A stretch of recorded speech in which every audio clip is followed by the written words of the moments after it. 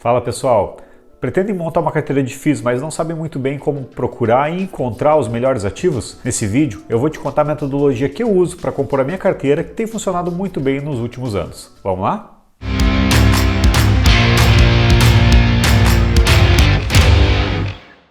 Fala pessoal, meu nome é Juan, sou empreendedor, investidor e agora também fundador desse canal.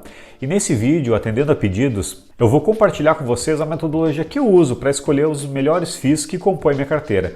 Tem dado muito certo nos últimos anos, estou conseguindo uma performance bem boa, bem acima da renda fixa convencional e eu tenho certeza que vai ajudar vocês, principalmente quem está começando e ainda tem muita dúvida nesse assunto. Já aproveito, já vou deixar aqui no card o último vídeo que eu fiz de FIIs, onde eu comparo o investimento diretamente em imóveis contra o investimento em FIIs, que foi de onde surgiram a maioria das dúvidas que eu vou responder aqui nesse vídeo. Então, pessoal, sem mais delongas, vamos ao que interessa. Como a gente deve compor a nossa carteira de FIIs? Uma das primeiras coisas que a gente tem que definir é qual que é o nosso objetivo com a carteira de FIIs e entender principalmente que os FIIs são investimentos visando sempre o médio e longo prazo, nunca o curto prazo, tá?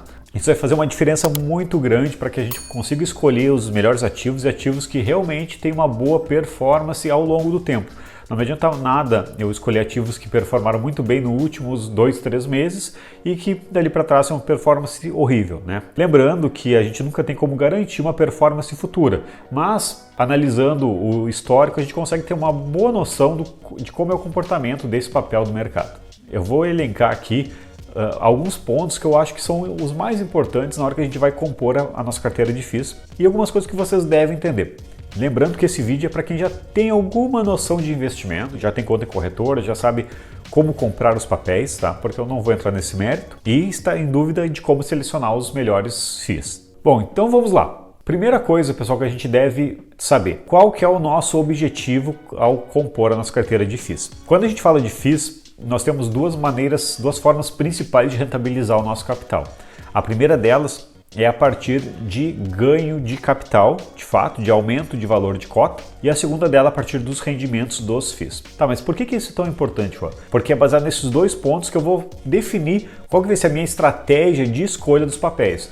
Por exemplo, se eu quero ganhar mais com a valorização da cota, né? Na verdade, se eu fosse comparar isso com o imóvel físico, seria realmente a valorização do imóvel, eu vou tender mais a minha busca por papéis que estejam com um maior desconto. Ah, mas agora se o meu objetivo é ganhar com rendimentos dos FIIs, que seria o equivalente a ganhar com aluguéis de imóveis, eu vou procurar papéis que estejam tendo um retorno médio de rendimentos, né, de aluguéis, interessante dentro do que eu estou procurando. Então definir esses dois itens é a primeira coisa que a gente deve fazer. A gente quer ganhar com capital, com ganho de capital, ou a gente quer ganhar com rendimentos? E nesse momento que a gente está hoje, pessoal, tem uma ótima notícia para vocês. A gente consegue escolher sim vários FIIs que estão com muito desconto no seu valor de cota, que vai nos permitir esse ganho de capital e também pagando bons rendimentos nesse momento. Bom, então vamos supor que a gente queira montar uma carteira equilibrada, que o objetivo de parte dela seja ganho de capital e outra parte seja ganho a partir de rendimentos. Escolhendo dessa maneira, a gente já vai de forma indireta trabalhando no segundo ponto, que é o que eu acredito que faça toda a diferença, que é diversificação. Eu poderia fazer um vídeo inteiro só sobre esse assunto, inclusive se vocês tiverem interesse, deixem nos comentários aqui, que eu faço com todo prazer para vocês. Mas a diversificação é importantíssima, tanto na nossa carteira global quanto na nossa carteira de FIIs, tá? Quando eu estou falando de diversificação, o que é isso? Eu consegui escolher diversos FIIs que me tragam desde as probabilidades de ganhos diferentes, como eu mencionei antes, ganho a partir de cota ou ganho por rendimento, como FIIs de diferentes tipos e atuando em diferentes áreas. Por que a diversificação é tão importante, Juan? Ela, de certa forma, acaba minimizando o impacto negativo de quando a gente escolhe algum FII que, porventura, não se comporta do jeito que a gente previu antes. Então, é importantíssimo, sim, diversificar. E quando eu falo em diversificação de FIIs, eu posso elencar diversos itens que a gente deve observar, mas, inicialmente, a gente pode focar na diversificação de FIIs em 3 grandes grupos, tá? Primeiro, diversificar entre FIIs de papéis, que a gente já viu no vídeo anterior, de tijolos e FOFs, tá? Que seriam FIIs com outros FIIs. A gente diversificando nesses 3 itens, escolhendo nossos FIIs distribuídos dentro dessas 3 áreas, já vai trazer uma segurança muito maior do que escolher de qualquer jeito. Outro ponto que eu julgo importantíssimo, que muitas pessoas às vezes até nem dão atenção, mas eu acho que além da gente diversificar escolhendo FIIs de papéis, tijolos e FOFs, a gente também deve diversificar entre as gestoras. Como assim? Hoje a gente tem várias gestoras de FIIs, né, que administram esses fundos para a gente. Quando a gente fica muito centralizado numa única gestora, tem o risco de todos os nossos FIIs, né, todos os nossos papéis, estarem apostando num comportamento de mercado que é o que aquela gestora acredita e que porventura pode não ser o que vem acontecer. Então eu acho sim que outro fator importante de diversificação é a diversificação de gestoras. Eu tentar evitar que a gente escolha todos os FIIs da mesma gestão. Isso não é obrigatório, nem é o fator mais importante, tá? Mas é uma dica que eu dou extra que pode nos ajudar. E quando eu falo de diversificação, muitas pessoas ficam com dúvida. Tá, Juan, mas eu quero dizer que eu vou ter que comprar 3 FIIs, por exemplo, um de papel, um de tijolo e um FOF? Não, a gente tem que comprar, na verdade, bem mais. Eu acho que uma carteira ideal, no meu ponto de vista, que fica bem diversificada e também a gente consegue se encaixar bem no cenário atual, é uma carteira que tenha entre 10, 12, 15 FIIs no máximo, tá? Eu acho que 12 FIIs é um número bem legal. Se a gente conseguir fazer uma carteira com 12 FIIs, diversificando entre essas classes que eu comentei com vocês agora há pouco, com certeza a gente vai ter uma carteira que vai performar bem e, de certa forma, também vai ser bem segura. Tá, agora então que eu já sei quais são os meus objetivos, eu quero dividir ele ganhar um pouquinho de cota, um pouquinho de rendimento, eu já entendi que eu tenho que diversificar a minha carteira, então eu quero comprar 12 FIIs distribuídos nos 3 tipos que você mencionou. Qual que é o próximo passo? Bom, depois que a gente definiu esses itens anteriores, o próximo passo é realmente ir atrás dos papéis, tá? E como que a gente faz isso? Eu gosto de fazer essa busca dividindo ela em 2 itens principais. Primeiro, uma busca quantitativa e depois que eu tenho os resultados dessa primeira busca, eu faço uma análise qualitativa deles. E como que eu faço isso? Eu utilizo para fazer isso, pessoal, um site que eu gosto muito, é bem simples e é gratuito e ajuda bastante, que é o Status Invest. Inclusive eu vou compartilhar agora com vocês aqui a minha tela e mostrar para vocês passo a passo como que eu faço essas escolhas. Quer ver? Vamos lá. Para acessar o Status Invest, é statusinvest.com.br, tá? Eu vou deixar o link aqui na descrição. Não é em nenhum tipo de merchan nem nada do tipo. É só apenas uma indicação mesmo. Existem outros sites que também têm recursos semelhantes, mas eu gosto mais dele, tá? Então, abrindo aqui o Status Invest, o que eu gosto de fazer? Eu venho aqui na área de FIIs e faço uma busca avançada. Quando eu abro essa parte de busca avançada, eu posso filtrar a relação de FIIs ali listados em bolsa por uma série de fatores. Quando eu faço a minha análise quantitativa, inicialmente eu observo 2 fatores, tá? O yield dele, o dividend yield dele e o P sobre VP. O que são esses itens, tá? Vamos começar pelo yield. O yield é o percentual médio que esses FIIs estão distribuindo ao longo do ano, tá? Então vamos supor, um yield de 12% indica que o FII está distribuindo de rendimento, ou seja, de aluguel, mais ou menos 1% ao mês, tá? Então esse é o meu primeiro filtro. Tá, mas qual que é o yield que a gente deve procurar? Isso é uma coisa muito interessante, varia muito de acordo com o cenário que a gente está vivendo, tá? Hoje, outubro de 2022, a gente está com uma Selic de 13,75%. Então isso impacta diretamente esse filtro que a gente vai fazer. Por exemplo, por que eu deveria escolher um FII que está pagando 5% ao ano de rendimentos se eu tenho uma renda fixa segura pagando 13,75%? Isso vai diretamente ao encontro do vídeo que eu falei sobre juros, inflação, enfim, que eu entro na parte de risco-retorno. Então não tem por que eu correr um risco comprando um FII, que vai me pagar 5% de rendimento anual hoje, se eu tenho uma taxa Selic pagando 13,75%. Lembrando que a gente tem uma diferença, né? Que quando a gente faz aplicações de renda fixa, a gente acaba tendo que pagar imposto de renda, né? Nos FIIs, os rendimentos dos FIIs não, são isentos. Então a gente consegue descontar um pouquinho aí e aceitar até um pouco menos, tá? Então o que eu acho hoje se eu fosse fazer uma filtragem de yield? Eu filtraria, hoje eu aceitaria um yield, um rendimento, desculpa, na casa de 10%, tá? Então eu estou filtrando aqui com yield entre 10% e 20%. Então eu estou dizendo para o Status Invest aqui, me lista os FIIs que estão pagando atualmente um yield entre 10% e 20% ao ano. Tá? Segundo item, PVP, que é o preço sobre o valor patrimonial. O que é isso? Hoje, quando eu estou comprando o FII, eu já expliquei no vídeo anterior, que até vou deixar aqui no card ele, que O FII nada mais é do que um imóvel que uma gestora está adquirindo lá e fracionou esse imóvel em diversas cotas para dar acesso ao número maior de pessoas a investir neles. Então vamos considerar aqui hipoteticamente que tem um FII que tem um imóvel dentro dele de 100 mil reais e esse imóvel de 100 mil reais está dividido em 1000 cotas de 100 reais cada cota. Tá? Então, normalmente quando o FII é listado, o valor dessa cota sai exatamente o valor do imóvel, né? 100 reais, então eu teria que pagar 100 reais para comprar esse pedacinho. Porém, quando o mercado vai se desenrolando, o cenário econômico vai mudando, essa cota acaba oscilando, tanto para cima quanto para baixo. Então o que acontece? Muitas vezes eu tenho cotas de FIIs que custam 80 reais e eu comprando elas, ele me dá um direito a um pedacinho do imóvel que custa 100 reais. Como assim, Juan? Não, é isso mesmo. A gente acaba comprando um pedacinho desse imóvel com desconto de 20% ou mais. Tá, mas por que isso acontece? De novo, se vocês olharem, quem não viu ainda, olha, está muito legal o vídeo sobre inflação e juros, que a gente tem o risco-retorno. E no cenário atual, como o juros está muito alto, acaba que o retorno que o investidor exige para entrar num FII seja maior, né? Visto que o risco dele é maior do que uma renda fixa. Então isso acaba trazendo a cotação para baixo. Por exemplo, se antes eu tinha um FII que pagava 5% de rendimento por ano, que a cota custava 100, não vale mais a pena eu investir nele buscando 5%. Eu preciso buscar mais. Então o que o investidor que estava comprado nele fez? Provavelmente fez. Vendeu essas cotas e comprou Tesouro Selic. E com essa venda de cotas, o que aconteceu? O valor dessa cota caiu. Então a cota que antes custava 100 reais e estava distribuindo yield de 5%, agora está custando 50 reais, 50% de desconto nesse exemplo. Só que aí o yield foi para 10%. E aí começou a ficar de novo interessante. Aí o pessoal vai olhar, opa, essa cota aqui está com 50% de desconto e está com yield de 10%. E vai voltar a comprar, isso tende a estabilizar o preço e assim que a taxa de juros começar a reduzir novamente, essa cota se valorizar. Então, é mais ou menos esse comportamento que a gente espera. O que eu faço aqui no Status Invest?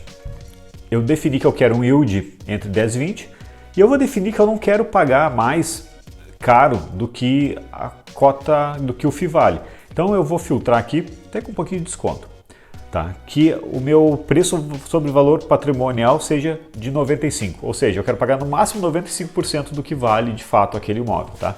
Nesse caso, no mínimo 5% de desconto. E aí eu vou fazer a minha busca. Bom, busca feita aqui então, pessoal, eu tenho a lista com todos os FIIs que entram naquele cenário que eu filtrei ali. Um yield entre 10% e 20% ao ano e um desconto mínimo de 5% sobre o valor patrimonial. Então aqui eu tenho uma lista de diversos FIIs que eu vou escolher. Me lembrando que quando eu for fazer essa escolha, aqui eu acabei não filtrando, mas vocês podem filtrar também pelo tipo que vocês querem ficar exposto, se é um FII de papel, FII de tijolo, e ainda recomendo, quando a gente escolhe FII de tijolos, que a gente consiga diversificar ainda ali dentro, um de lajes, um logístico, enfim. Mas voltando aqui. Então ele me deu essa lista de diversos FIIs. Como que eu faço? Eu costumo ordenar aqui para fazer uma análise meio macro do que está acontecendo. Então primeiro eu vou ordenar por yield e vou pegar os que têm o menor yield dentro daquele filtro que eu fiz. Então ali eu tenho o menor yield é de 10,6%. Ele está bem ali com um desconto de 5% sobre o valor patrimonial. E eu posso pegar o maior. Nossa, esses yields aqui estão totalmente fora de cogitação. Não vou nem abrir isso aqui, normalmente acontece quando tem uma dissolução de FII ou é vendido algum imóvel, que aí é distribuído um valor muito maior de rendimento e isso acaba distorcendo aqui. Dica, fiquem longe desses FIIs, tá? Isso aqui eu deixo mais para quem é realmente especialista e que sabe o risco que está tomando. Para a gente que está começando e quer uma carteira um pouco mais segura, eu desaconselho, tá?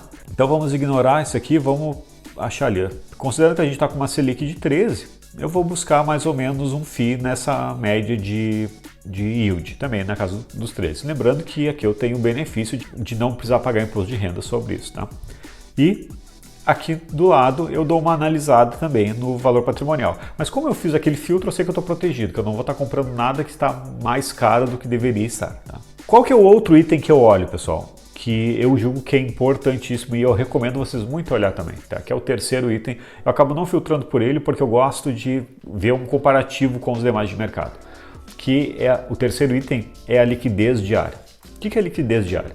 É o quanto esse FII está sendo negociado em bolsa por dia. Por exemplo, olhando essa lista aqui, o primeiro FII, eu tenho um yield de 14, ele está com 30% de desconto sobre o preço do imóvel dele, só que ele praticamente não é negociado. Isso é muito ruim. Esse tipo de FII aqui eu evito, tá? Por quê? Quando um FII não é negociado em bolsa, para mim diz muita coisa. Primeiro que ele não é atrativo para a maioria dos investidores, isso já é um sinal de alerta, né? Ah, mas por quê? Será que ele tem uma pegadinha escondida? Ou será que as pessoas não estão enxergando a qualidade dele? Enfim, na dúvida, a gente fica de fora. E outra coisa, o FII, quando ele é pouco líquido, acaba que dá muita distorção de preço de tela e isso pode trazer um certo nervosismo ou uma certa ansiedade para a gente, tá? Como assim? Um FII que não é negociado nunca, aí um cara vai lá e dá uma boletada lá e vende, sei lá, 10 mil reais, 20 mil, 30 mil reais do FII, isso já é suficiente para deslocar aquele preço muito para baixo ou muito para cima. E isso é ruim, é desconfortável, dificulta uma saída do papel também. Então, eu olho muito a questão da liquidez diária. Se o FII não é muito negociado em bolsa, eu fico fora dele. Tá, Rua, mas qual que é o teu filtro? Eu procuro no mínimo FIIs que tenham mais de 200, 300, 500 mil reais de negócio diário, tá? A partir de 200 mil eu começo a pensar, mas ainda não é nem de perto minha primeira opção. Eu sempre prefiro FIIs que negociam mais de 1 milhão diário, né? Óbvio, é melhor, mais liquidez vai te trazer mais segurança e mais facilidade de sair quando você precisar, tá? Mas às vezes eu acho que a oportunidade é muito boa, eu enxergo alguma coisa que me chama atenção, aí eu acabo aceitando, fico um pouco menos. Mas nunca com menos de 200, 300 mil de liquidez diária. Então, olhando aqui, nesse filtro que eu fiz aqui, nessa posição, os FIIs que estão pagando na taxa de perto dos 13% e com desconto, observando a liquidez diária, o único deles, na verdade, dois deles que eu cogitaria levar para o próximo passo da análise seria o FEX C11, tá? Que ele está pagando, na média, 13,82% de yield anual. Ele está com um desconto de mais ou menos 6% sobre o valor de cota. E ele tem uma liquidez diária interessante, tá? Que me traz uma certa segurança. E nessa posição aqui também teria o TORD 11, que está pagando um yield de 12,75%, que é muito bom. Está com 42%, né? Isso mesmo, 42% de desconto sobre o valor patrimonial dele. Está excelente. E tem perto de 600 mil de liquidez diária, também atende. Esse FII com certeza seria um que eu iria para o próximo item, que é análise qualitativa, tá? Então, pessoal, vamos usar ele mesmo para a gente ir para o próximo passo. Entenderam essa questão aqui? Não entenderam? Deixem nos comentários ali que eu explico e eu respondo todo mundo que perguntar. Aproveitando, já se inscreve no canal, já deixa o like. Se você está gostando do vídeo, isso vai me ajudar bastante, vai saber se eu estou gerando bom conteúdo para vocês, tá bom? Mas continuando aqui. Então, feita essa lista aqui, esse FII ele acaba sendo bom para o nosso exemplo porque ele tem um preço sobre o valor patrimonial com bastante desconto. Isso indica que o valor dele está abaixo do valor de cota. Não posso afirmar que ele está barato porque a gente tem que fazer uma análise um pouquinho melhor para confirmar isso, né? Barato é uma palavra muito forte. Mas sim, o preço dele está abaixo do que são cotadas as cotas dele hoje.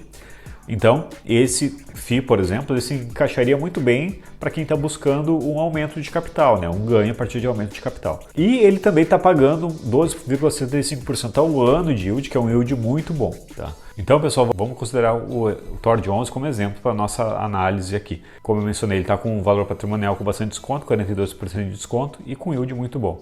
Então, ele se encaixa, sim, tanto na possibilidade de ganho de capital quanto na possibilidade de ganho por yield. Então, abrindo ele aqui, para análise qualitativa. O que eu gosto de analisar, pessoal? O que eu olho, tá? Principalmente? Eu olho, primeira coisa, é o quão consistente está o pagamento de rendimentos deles. Então, aqui no status invest a gente tem essa parte aqui de dividendos de TORD, tá? Então, aqui ele está mostrando em 2021 e 2022 como é que estão os pagamentos. Aqui eu já consigo entender porque que esse fundo está com bastante desconto, tá? Ele tem um pagamento não consistente, tem meses que ele paga muito, meses que ele paga pouco. Embora seja renda variável e não renda fixa, eu gosto de ter uma certa previsibilidade maior. E quando o FII oscila demais, ele já não passa nessa meu critério de análise qualitativa aqui, tá? Então, no caso desse FII, do TORD 11, inclusive eu não tenho ele, e eu não teria já de cara por essa por esse pagamento de yield aqui muito, que varia muito entre um mês e outro, tá? Então, se a gente olhar ali, ó, julho ele pagou 23 centavos, quase 24 centavos por cota, em agosto não pagou nada, e aí setembro pagou 8 centavos. Então, não gosto desse tipo de comportamento, difícil, tá? Então, eu voltei aqui, vamos escolher outro, tá? Vamos pegar esse aqui de baixo, não, ó, sem liquidez, sem liquidez, sem liquidez. Helg 11, tá? O Helg 11 está pagando 12,07% de yield, é um yield bem legal, está com 31% de descontos em cima do valor de patrimônio dele, tá ótimo. Tem uma liquidez ok, tá? Não é ideal, mas tudo bem, é aceitável. A gente olhar a cotação no ano, olha, inclusive veio de uma alta, então de certa forma indica uma melhora. Mesmo com a Selic em alta, o valor da cota dele aumentou, então me parece um bom sinal. Olhando aqui agora a parte da análise qualitativa, como eu comentei, a primeira coisa que eu gosto de olhar é a consistência dos pagamentos e rendimentos. Ele me parece bem consistente, então ele não oscila muito o pagamento mensal, então isso é bem legal.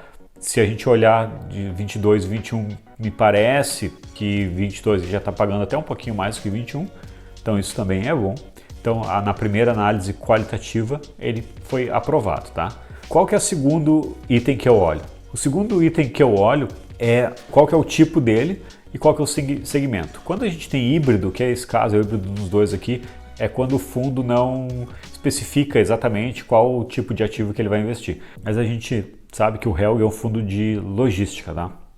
Que investe principalmente em papéis e ativos de logística. Sabendo que ele é um fundo de logística, qual que é o próximo item que eu olho? É o portfólio dele, tá? Que é o outro item qualitativo que eu gosto de analisar. Eu não compro FIIs, tanto de papel quanto de tijolos, que sejam muito concentrados, tá?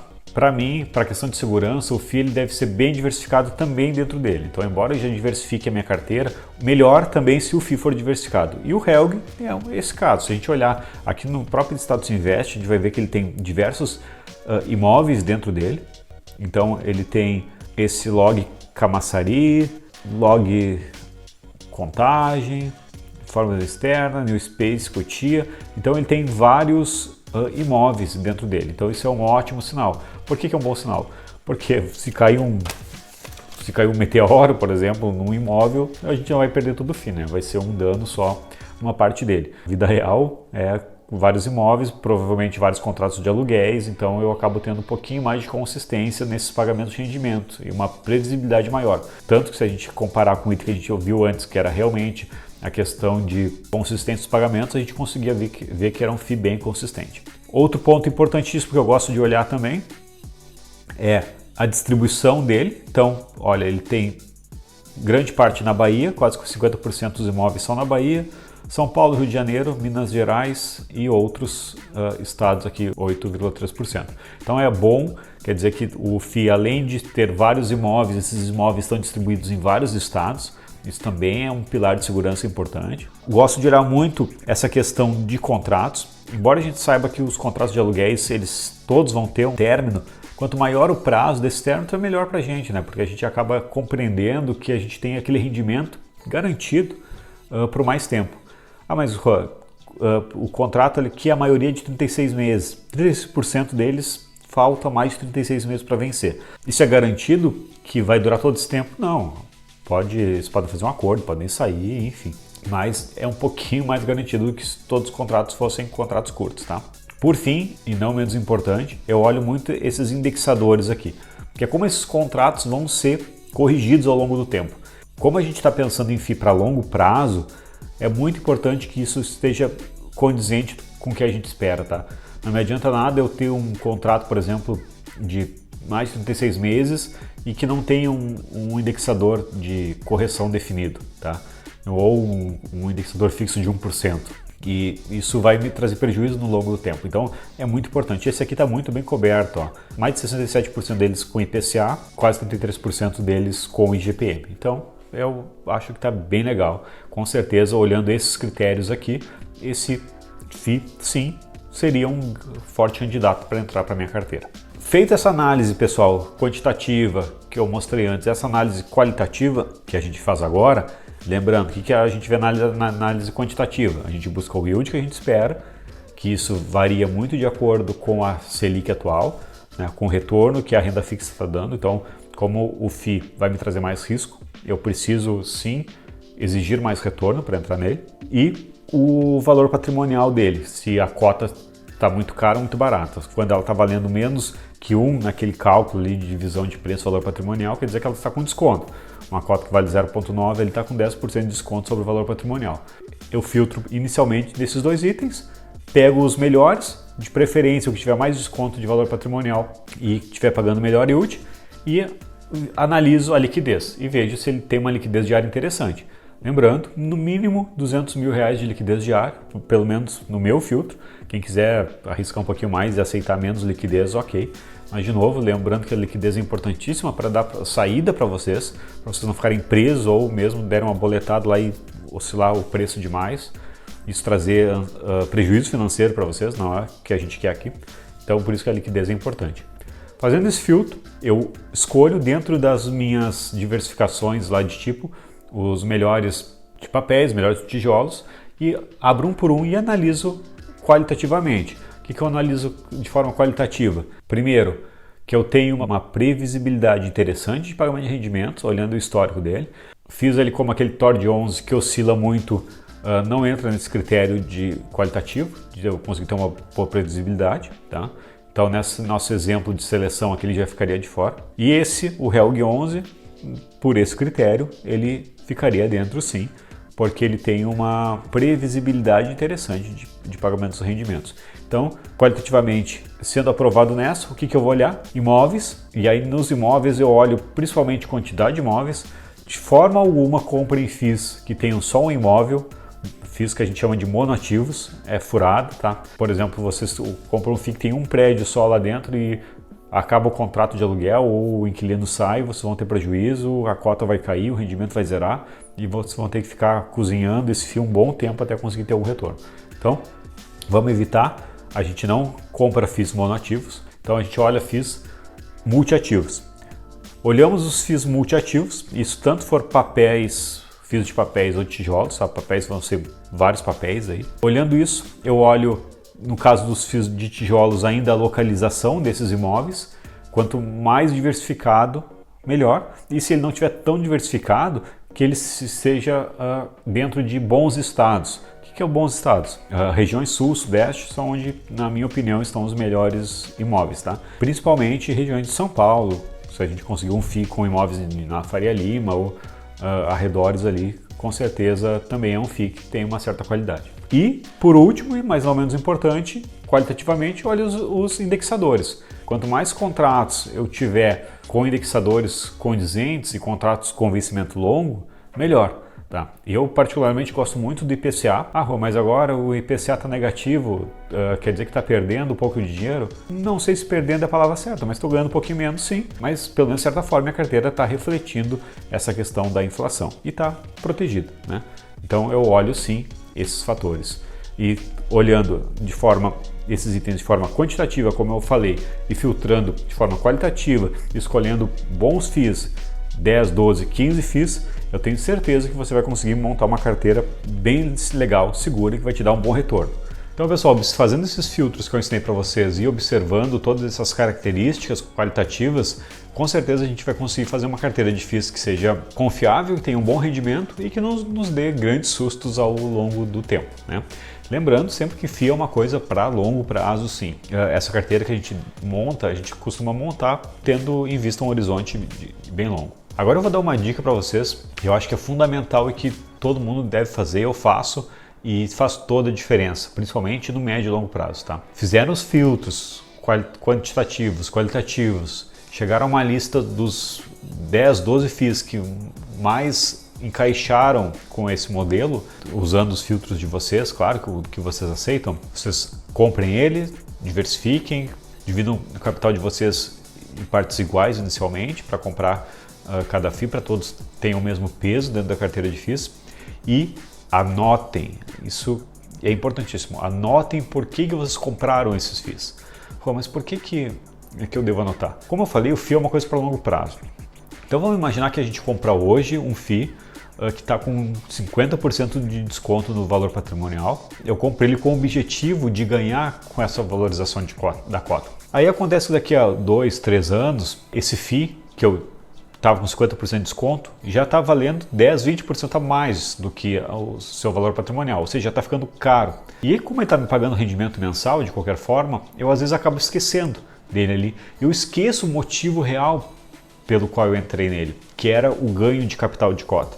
E aí eu acabo não saindo. E aí FII vai se tornando mais caro, acaba ficando, de certa forma, um peso dentro da minha carteira, acaba me dando um rendimento mensal muito mais baixo e eu mesmo assim não faço nada.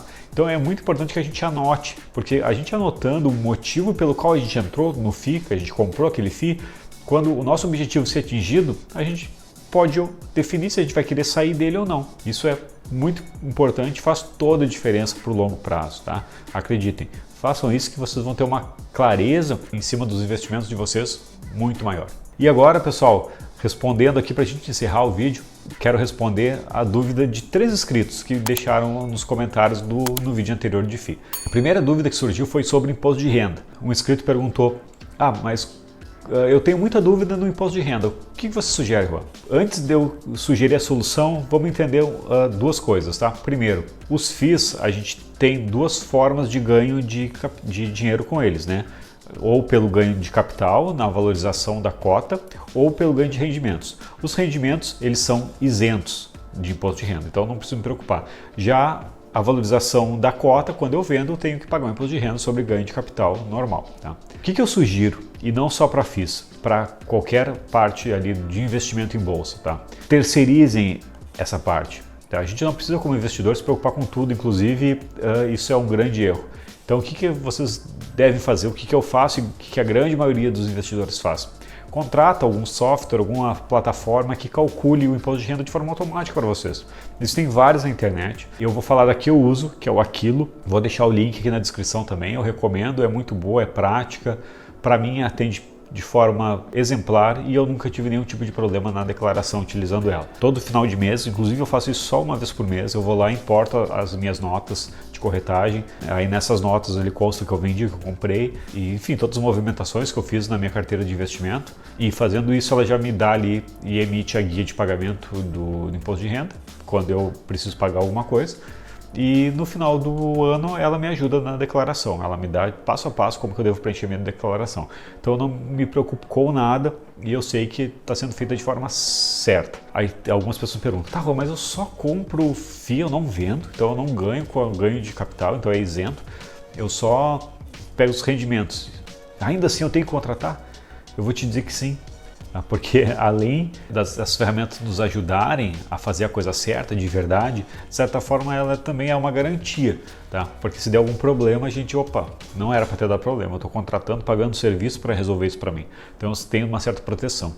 Então sim, se programem, pessoal, para que vocês tenham alguma ferramenta. De novo, eu uso Aquilo, mas não é recomendação, existem N outras.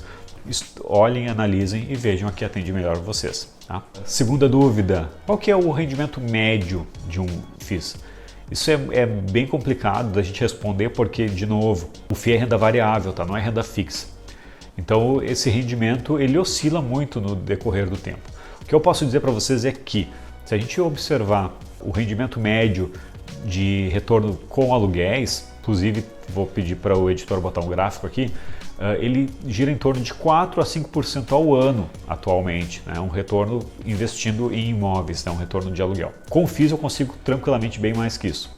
A média de retornos também vai ficar no gráfico aqui no vídeo, desde o seu início está em torno de 7, 8%. Tá?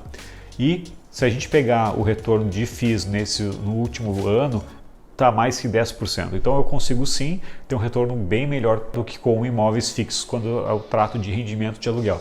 Mas, de novo, isso depende muito do nosso cenário macroeconômico, de como estão os níveis de juros atuais, então isso oscila muito. Mas, via de regra, sim, eu vou conseguir ter um retorno melhor com os FIIs do que com imóveis. E atualmente, de novo, na casa de 10% ao ano. Consigo mais? Consigo, se eu quiser tomar mais risco. Hoje os FIIs de papéis estão pagando um pouquinho melhor, isso tende a normalizar agora com a queda da taxa de juros. e eu devo ter um equilíbrio novamente entre FIIs de tijolos e FIIs de papéis, inclusive uma valorização das cotas dos FIIs de tijolos. Fica a dica. Bom, pessoal, então é isso. Espero que vocês tenham gostado. Acho que ficou um vídeo um pouquinho longo, mas eu consegui de certa forma passar como é o meu processo de seleção dos melhores FIIs para que compõe uma carteira vencedora. Pessoal, espero que vocês tenham gostado. Um grande abraço e até o próximo vídeo.